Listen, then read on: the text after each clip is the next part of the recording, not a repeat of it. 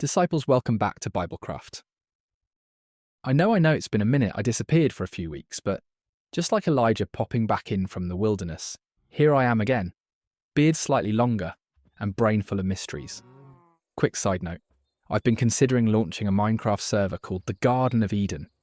No mods, no rules, just human nature. The real question is, can you be good in a world with no commandments? Or do we all reach for the forbidden fruit the moment no one's watching? Comment if you'd join. I'm genuinely curious how long paradise would last. Now, before we descend into the depths of ancient earth and biblical archaeology, make sure you hit that like button, subscribe if you're new here, and turn on notifications like it's the voice of a prophet crying in the algorithmic wilderness, because today we're diving into a claim that's shaking the stones of history itself.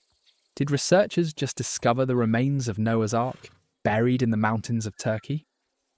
13-foot tunnels, deck-like layers, strange soil signatures. It all lines up with a ship that, if real, carried the future of all humanity. And trust me, what they found beneath the ground is weirder than you think. We're playing in the latest version of Minecraft because, honestly, sometimes you just need a reset, a fresh beginning, a blank scroll.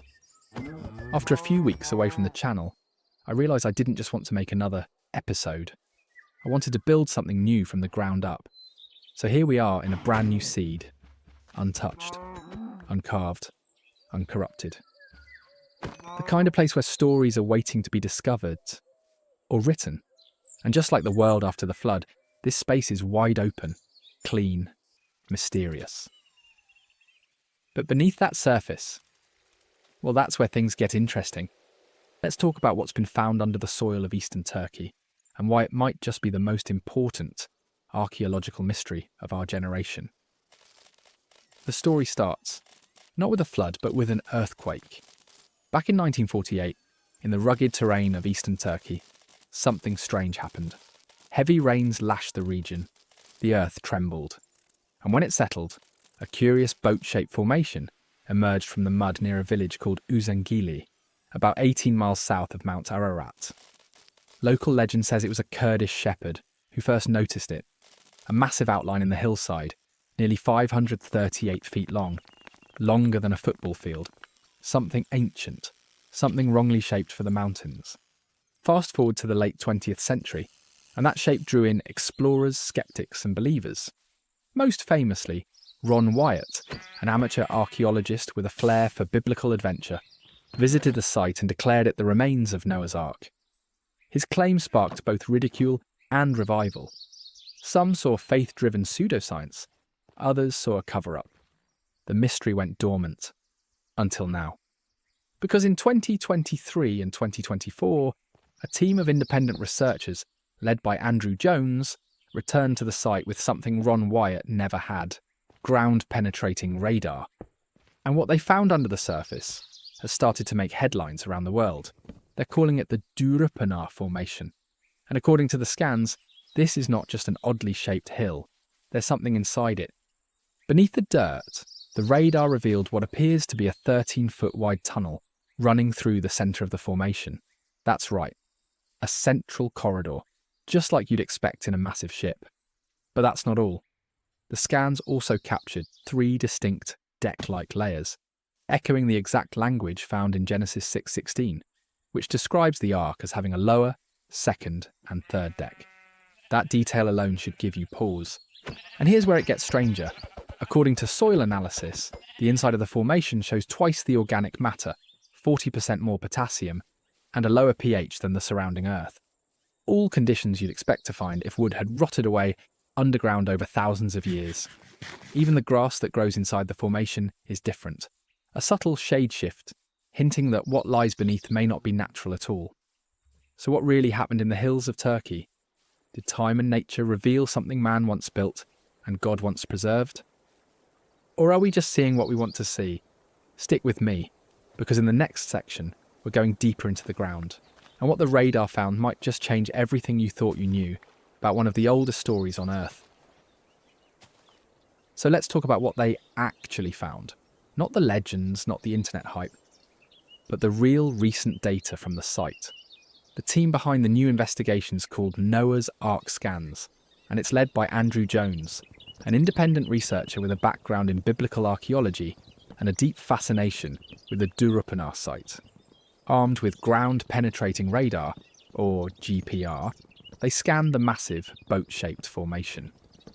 What showed up on the radar? Let's start with the most jaw-dropping find: a 13-foot wide tunnel running straight through the centre of the formation. That's not a random crack. That's the kind of corridor you'd expect in a man-made structure, especially one designed to carry living creatures. And according to the scans, that tunnel is surrounded by 3 distinct layers beneath the surface, stacked like a triple-decker barge.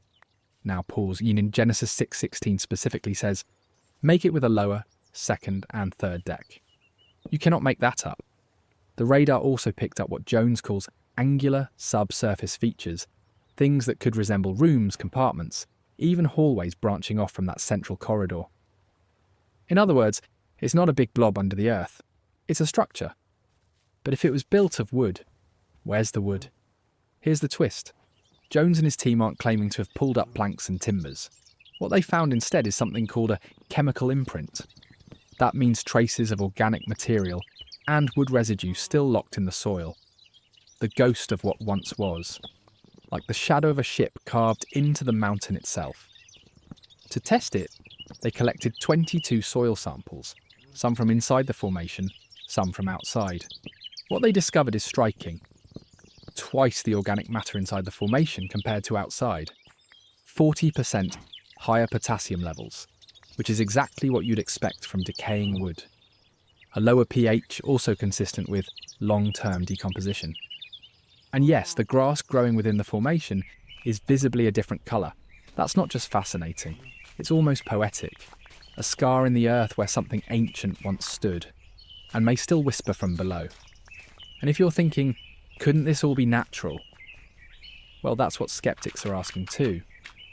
But the Noah's Ark Scans team is not just resting on one round of data.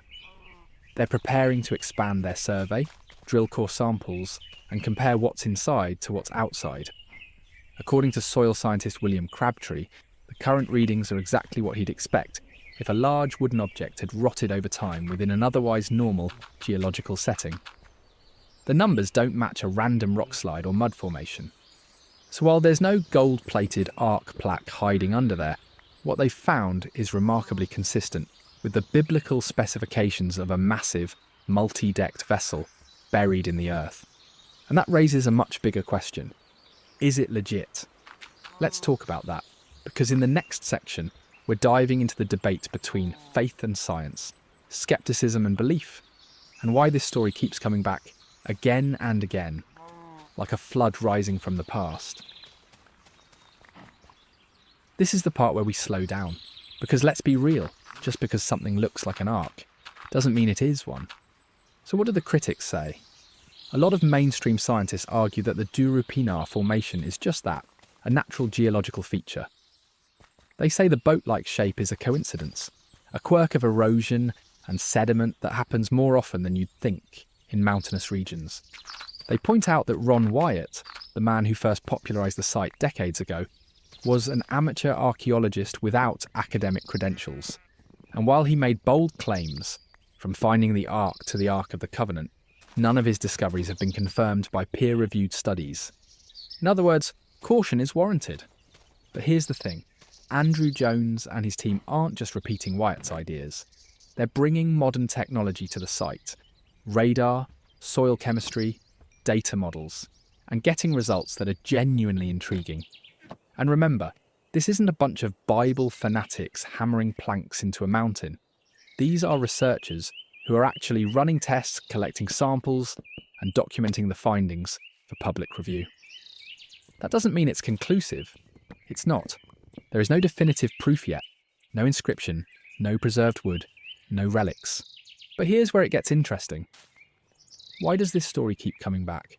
Why does this one oddly shaped hill in Turkey attract so much attention, so much hope, so much skepticism? Because the Ark isn't just a boat, it's an idea. It's a symbol of salvation, survival, divine judgment, and maybe even a second chance. People want it to be real, and others want it not to be real. Because if it's real, then what else in the Bible might be more than metaphor? If it's real, then judgment might be real. Redemption might be real. God might be real. And that's the real pressure point here. Not the rocks, not the soil, but the meaning behind it. Even if it's not the ark, the fact that we're still searching for it says something profound about us, about our longing for origin, for truth, for proof that the stories we tell at bedtime might also be written in the bones of the earth. So, is it legit? Honestly, it's too early to say, but it's not something we should dismiss. Because if the ark is out there, even as a decayed memory in the dirt, it's not just an archaeological discovery, it's a theological earthquake. And that leads us to the final question, the one that matters more than any radar scan. Why does it matter? Let's talk about that. So let's ask the real question, the one behind all the radar scans and rock layers. Why does any of this actually matter? Because if the Durupınar site really is Noah's Ark, then this isn't just an archaeological curiosity, it's a validation of the Old Testament. For years, people have treated the story of Noah as myth, a bedtime tale, a Sunday school sketch with animals walking 2 by 2.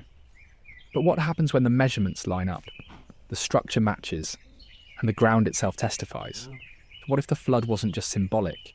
What if the ark wasn't just a metaphor? What if the Bible wasn't just spiritually true, but historically accurate? Now hear me out. Not everything in Scripture needs to be literal to be meaningful. But when you find physical evidence that aligns exactly with an ancient text, written thousands of years ago, that's something we can't just ignore. Because if Genesis 6 through 9 can leave a scar in the mountains of Turkey, then maybe Eden wasn't just a metaphor for innocence lost. Maybe Babel wasn't just a story about pride. Maybe Exodus wasn't just a liberation myth. Maybe God really has been intervening in human history. And it doesn't stop there. What's even stranger is that the flood story isn't unique to the Bible. Ancient cultures across the globe, Babylon, Greece, China, India, even Native American tribes, all have flood legends. Different names, different gods, same pattern. A world wiped clean, a righteous survivor, a boat, a new beginning. What if those aren't just similar stories? What if they're cultural echoes of a shared memory? Fragments of truth carried through time like driftwood from the same flood? And even if this formation in Turkey turns out to be something else, something natural, something coincidental, the search still matters. Because Noah's Ark is more than just a boat. It's a symbol of judgment, but also of mercy. It's a reminder that in a world full of chaos and corruption, God makes a way for salvation. In the Christian tradition, the Ark isn't just history, it's typology. It points forward to something greater, to someone greater. Just like the Ark preserved Noah and his family through the waters of destruction, Jesus becomes the vessel that carries humanity through the flood of sin and into new life. The Ark was built with gopher wood. The cross was built with Roman timber. Both were covered in pitch, one to waterproof, one to redeem. So even if we never find physical proof, the real Ark, the one that matters most, is the one that offers hope in the storm. And that, my fellow disciples, brings us to the end of this journey. One part archaeology, one part theology, and a whole lot of mystery. Whether you think they've found Noah's Ark or not, I hope this video gave you something deeper to chew on, about faith, history, and the strange way the ancient world still speaks to us. If you enjoyed this dive into the deep end of biblical mystery, make sure you hit that like button, subscribe to BibleCraft if you haven't already, and turn on notifications so you don't miss what's coming next. Seriously, it helps the channel, and it lets me know these stories matter to you. And hey, if you'd survive in a Minecraft Eden with no rules, drop a comment and let me know how long before you build a tower to heaven. Thanks for watching. Stay curious, stay grounded. And as always, may your mountains reveal more than rock.